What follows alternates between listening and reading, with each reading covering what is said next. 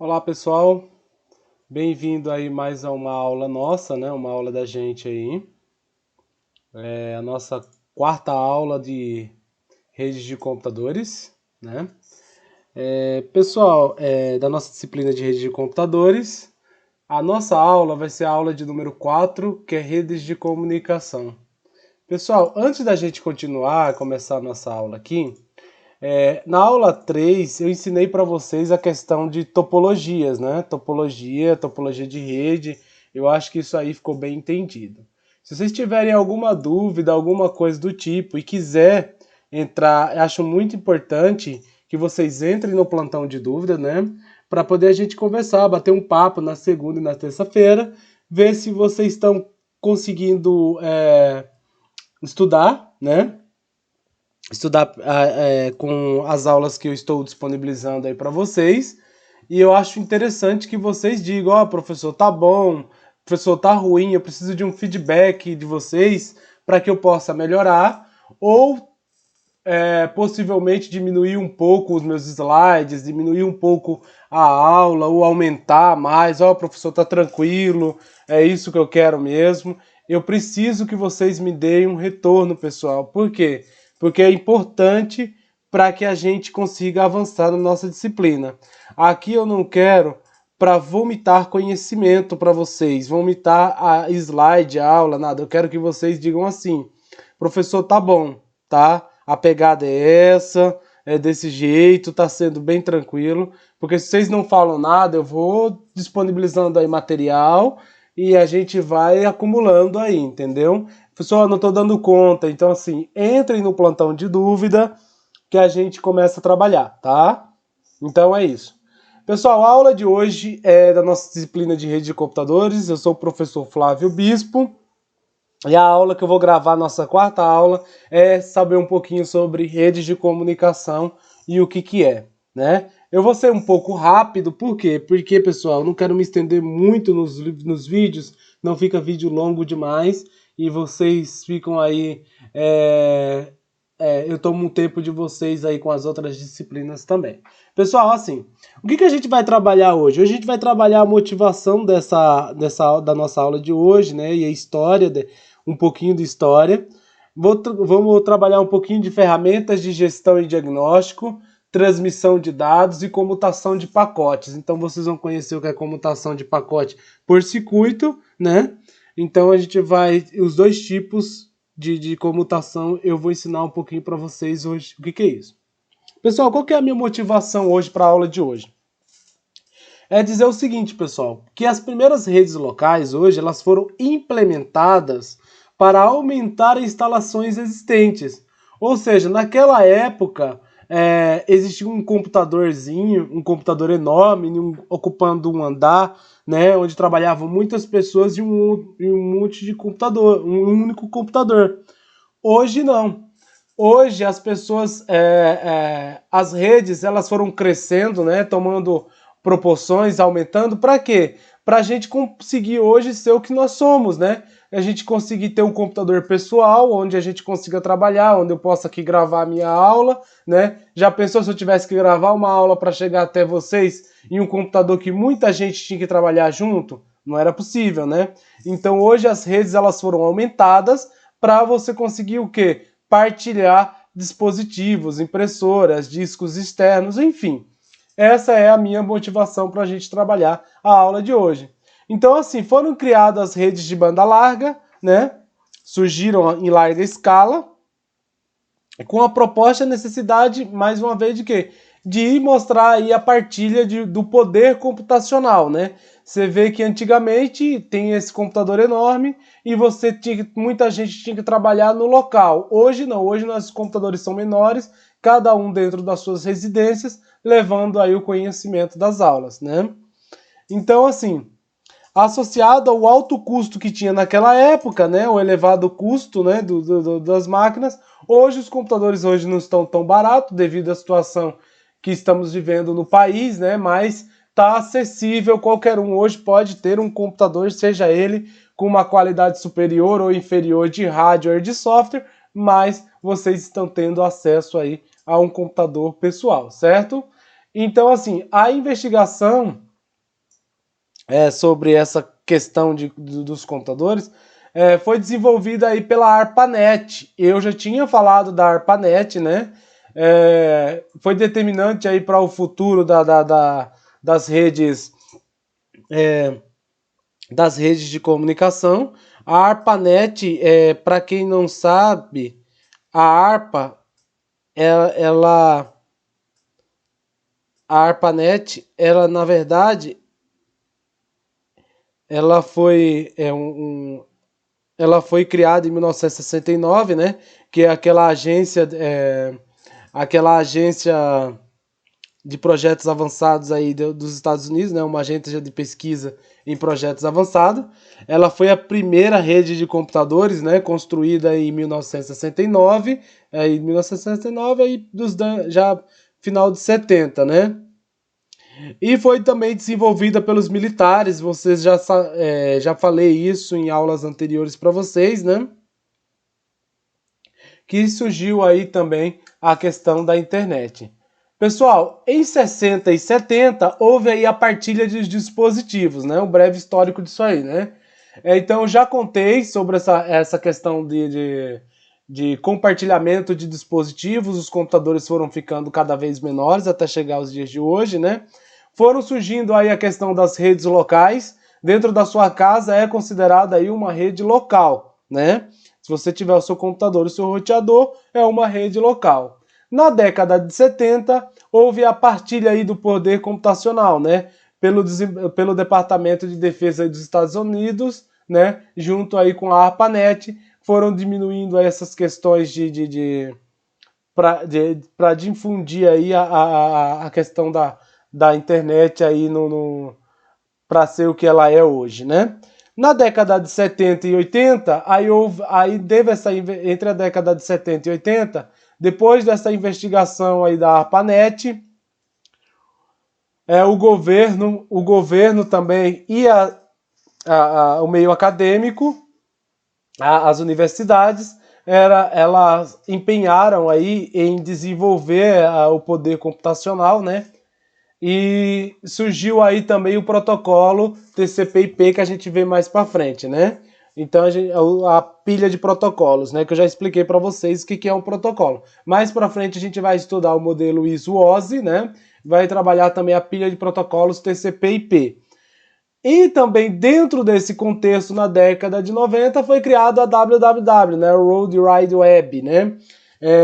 Teia mundial de computadores, aí como vocês queiram chamar.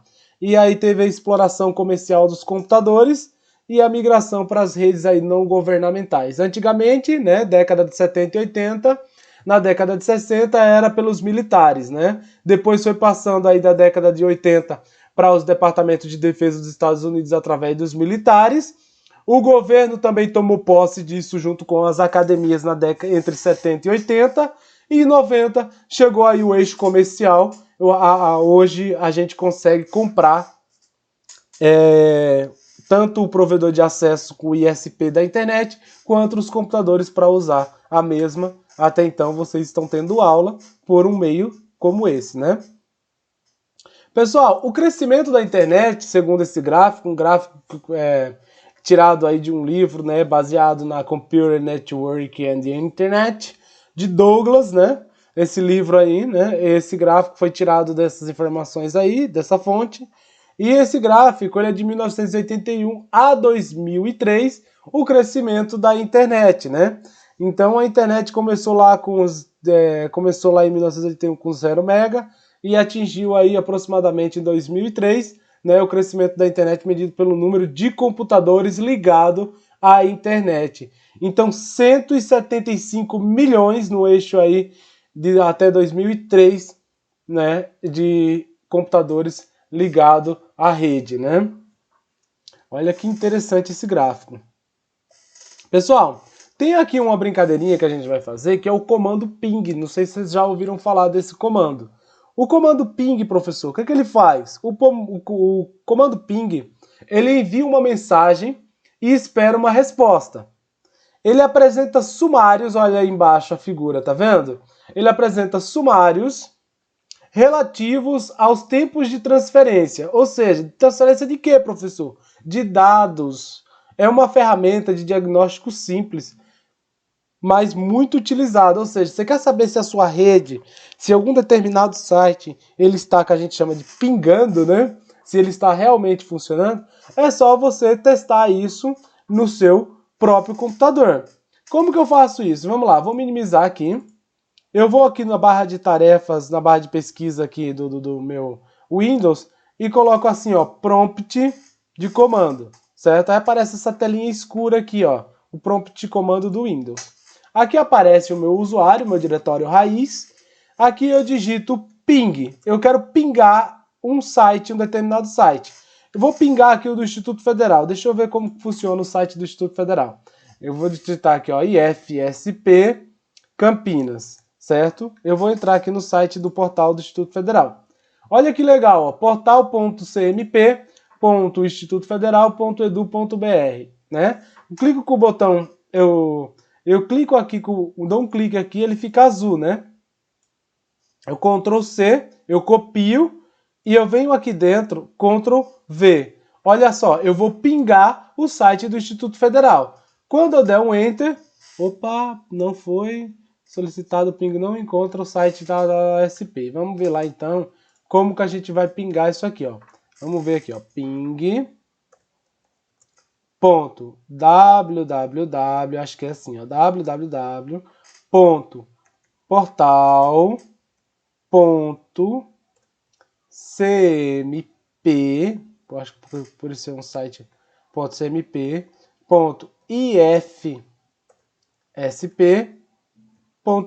Vamos ver se funciona assim? Não, não foi encontrado também. Deixa eu dar um ping no do Google para ver se a gente consegue assim, ó, www.google.com.br. Olha só, funcionou o do Google, tá vendo, ó? Trazendo as respostas aqui. Então, o que ele me trouxe aqui de informação? Eu mandei um pacote vazio, um pacote ping para o servidor, para um computador onde está armazenado o Google. Aí o que aconteceu?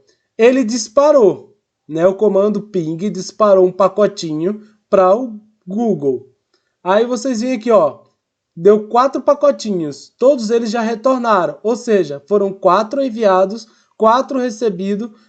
Houve perda de pacote? Não houve perda de pacote. Então, ó, 0% de perda. Então quer dizer que esse site aqui, esse computador, ele está funcionando, ele conseguiu interagir, ele conseguiu me trazer um retorno. Voltando aqui, não sei por que não pingou o site do Instituto Federal, mas eu vou dar uma pesquisada melhor sobre isso e depois eu trago a resposta para vocês, certo? Para a gente aqui avançar na nossa aula. Então, vocês já sabem que o comando ping, ele envia uma mensagem e espera por uma resposta. Ele apresenta o quê? Os sumários relativos aos tempos de transferência daquela resposta, né? Ida e volta. Então ele trouxe aqui, ó, o tempo, né? Como eu mostrei lá no meu comando ping, né? Então é interessante ter aí esse comando aí. Para quem quer trabalhar com redes, tem que conhecer pelo menos o comando ping, saber se a máquina ela tá respondendo, né? Na rede a gente às vezes usa o comando ping, o número da máquina, para poder saber se a máquina está ativa na rede. Certo, pessoal? Vamos lá, próximo. Tem um outro comando aí chamado traceroute, que é traçar a rota. Olha que interessante. Ele permite determinar as máquinas intermediárias no caminho para um destino remoto. Ou seja, no Windows a gente usa este comando aqui, ó, o traceroute. Cada linha, você pode testar lá também, tá?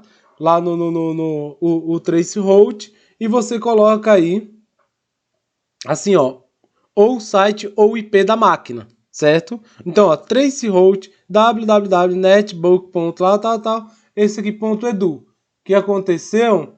Cada linha aqui, ó, representa um computador intermediário no caminho entre a origem e o destino específico, que a gente chama de hope. É o seguinte, ó, Quando eu quero ir atrás do computador, o computador, eu quero ver a rota até chegar ao meu computador, ele mostra cada computador dentro da rede que eu tive que passar dentro do meu nó, lá dentro do meu... Vocês estudaram a topologia, né, dentro do meu nó, até chegar ao meu computador de destino. Entenderam, pessoal? Bom, legal. Vamos agora então para a transmissão de dados. Professor, o que é isso, transmissão de dados? Transmissão das informações pelos cabos, pelos meios físicos, pelos meios ópticos, pelas ondas, que mais? Ondas de rádio via satélite, as frequências, enfim. Transmissão dos dados, como que acontece na nossa rede de computadores. Pessoal, a transmissão de dados funciona da seguinte forma. Começa do nível mais baixo, onde todas as comunicações entre os computadores envolvem a codificação dos dados numa forma de energia e o envio dessa energia através de um meio de transmissão, qual é o meio de transmissão que a gente usa hoje para transmitir as informações nas redes de computadores? Os meios de transmissão que a gente usa, pessoal, atenção aqui, os cabos de cobre, os cabos de fibra ótica, as ondas de rádio, os sinais de satélite, as micro-ondas, os infravermelhos, enfim, a laser. Então, tudo isso é um meio de transmissão.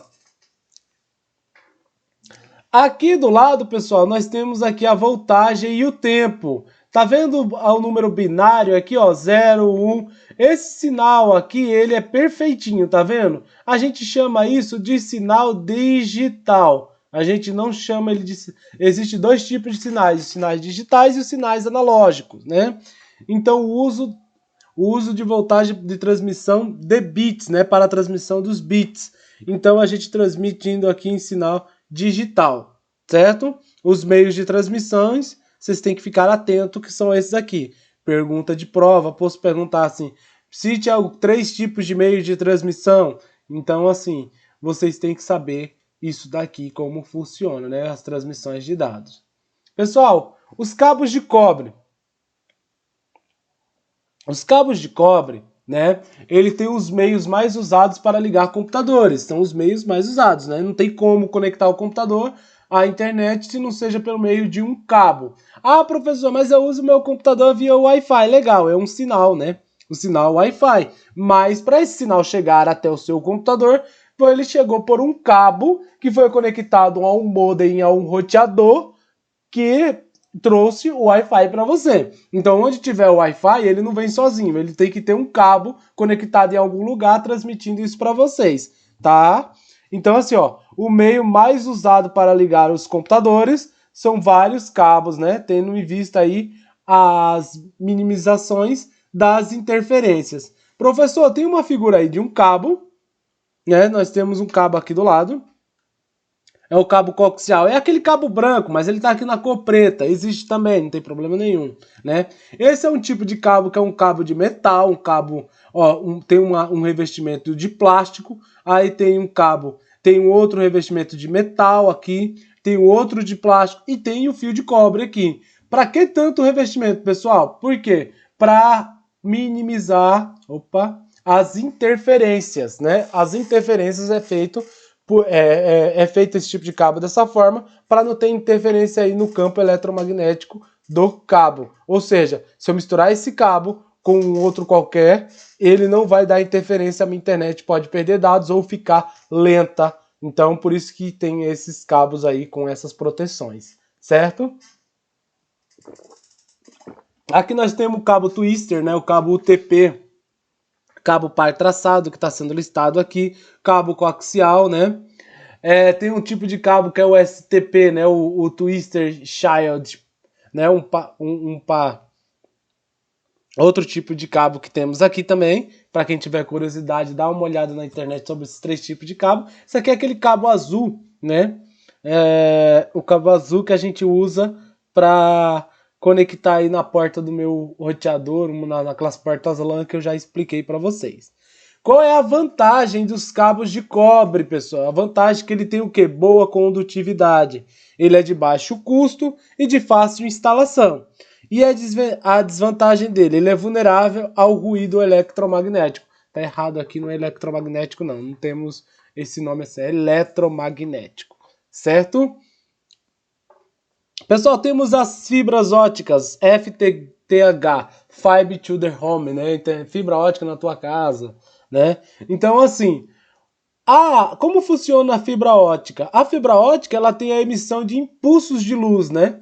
Através de uma fibra de vidro flexível. Então, o cabo nada mais é do que tem dentro ali vidro. A gente chama de fibra ótica, né? Qual é as vantagens? Ela é imune à interferência, ou seja, pode juntar qualquer cabo do lado que ela não vai ter interferência no campo eletromagnético dela. Tem menores perdas, né, de dados, de informação, ela garante lá a entrega, e o maior custo, né? Ela é mais cara, um pouco com relação às outras tecnologias de cabo. Qual é a desvantagem? As interfaces, elas são dispendiciosas, né? E a redução de problema e resolução de problemas são difíceis também. A desvantagem dela também é isso. Quando dá problema, é mais complicadinho aí de resolver, certo? Pessoal, eu vou pausar o vídeo agora, vou começar uma outra aula para você não ficarem muito, não ficar muito longa, tá bom?